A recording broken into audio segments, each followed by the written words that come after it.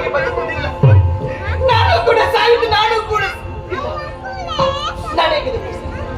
ನನಗೆ ಕಣ್ಣೀರು ಸುರಿಸಲಿ. ಸತ್ತವರಿಗಾಗಿ ಇದ್ದವರು ಹತ್ರ ಹತ್ತವರು ಒಂದು ಸಾಯಲೇಬೇಕು ತಾನೆ. ನಮ್ಮ ಜೀವನವೇನು ಶಾಶ್ವತವೇನಲ್ಲ.